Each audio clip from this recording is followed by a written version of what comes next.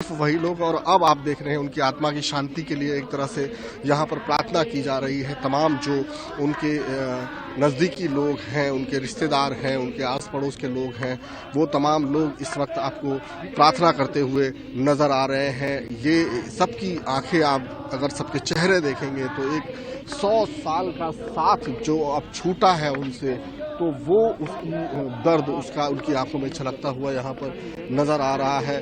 चूँकि तमाम लोग जो हैं वो यहाँ पर एकदम गमगीन है, यहाँ पर नज़र आ रहे हैं। सबकी आंखों में वो दुख छलक रहा है, वो जो साथ छूटने का गम है वो भी आपको यहाँ पर दिखाई दे रहा है कि किस तरह से प्रार्थना जो है वो की जा रही है।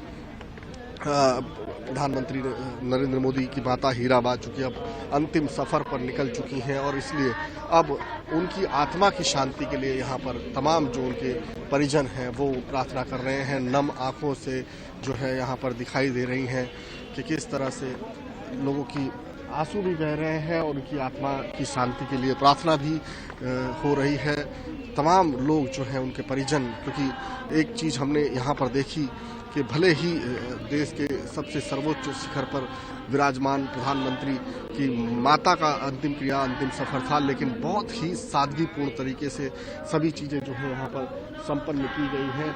बहुत ही नज़दीकी, बहुत ही सीमित जो उनके अपने लोग थे, सिर्फ वही लोग इस पूरी यात्रा में शामिल हुए हैं। खुद प्रधानमंत्री एक सामान्य बेटे की तरह अपनी माता को कंधा देते हुए इसी द्वार से निकले और शमशान घाट के लिए पहुंचे हुए हैं। इस समय यहाँ पर प्रार्थना का दौर शुरू है। ये लोग गुजराती चूँकि भाषा है और गुजराती में ही अब उनकी आत्मा की शांति के लिए प्रार्थना करते हुए सुनाई दे रहे हैं हमें। तमाम लोग बस एक ही दुआ कर रहे हैं कि जिस एक प्रतिष्ठा के साथ हीराबा ने अपना जीवन यापन किया, सादगी के साथ लेकिन पूरी शुद्धि के साथ, जो मंत्र जाते जाते वो प्रधानमंत्री को भी दे के गई हैं, वही सादगी, वही प्रतिष्ठा जो है यहाँ पर उनके जाते जाते भी उनको संस्मरण में याद रहे। ये तमाम चीज़ें जो हैं आप देख सकते हैं, बड़े बुजुर्ग बच्चे सभी की आंखें इस समय हमको नम दिखाई दे रही हैं। सभी लोग बस एक ही प्रार्थना कर रहे हैं कि माता हीराबा जिस शान के साथ जी, उसी शान के साथ आज उनकी विदाई हो रही है। स्वस्थ थी, 100 साल की उम्र थी, लेकिन कभी उनको किसी का सहारा नहीं लेना पड़ा।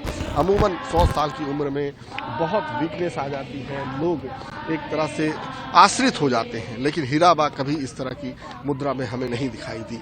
चाहे वोट डालना हो, चाहे प्रधानमंत्री नरेंद्र मोदी के साथ उनकी मुलाकात हो, चाहे उनके जन्मदिन का अवसर हो, चाहे प्रधानमंत्री के जन्मदिन का अवसर हो, हमेशा हर अवसर पर हीराबा के चेहरे पर एक तेज दिखाई देता था, एक खुशी छलकती थी जब भी प्रधानमंत्री से वो मिलती थी।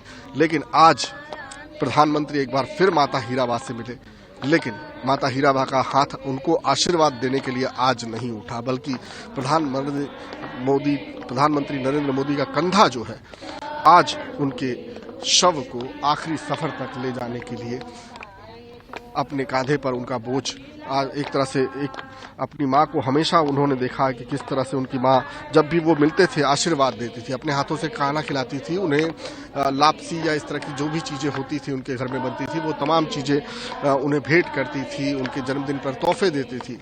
लेकिन आज चूँकि प्रधानमंत्री ने अपनी माता हीराबा को आखिरी विदाई दे दी है, अब घर के परिजन आप अगर इन चेहरों पर नज़र डालेंगे तो वो दुख, वो दर्द जो है आपको साफ तौर पर दिखाई देगा। यहाँ पर सीमित लोग हैं, सभी घर के लोग हैं, बहुत करीबी लोग हैं। ये तमाम लोग अब एक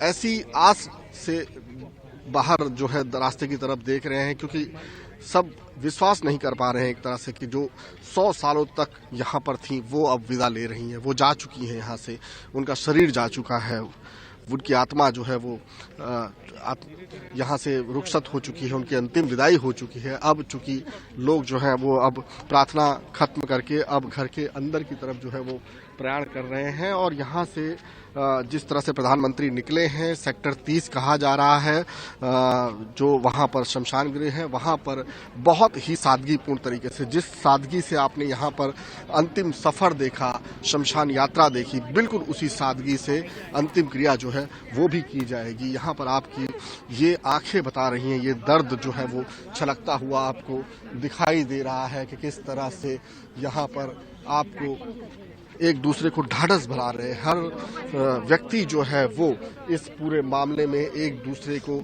समझाने की कोशिश कर रहा है। हकीकत हर कोई जानता है, लेकिन उसके बावजूद जो है यहाँ पर एक दूसरे को समझाने की कोशिश की जा रही है।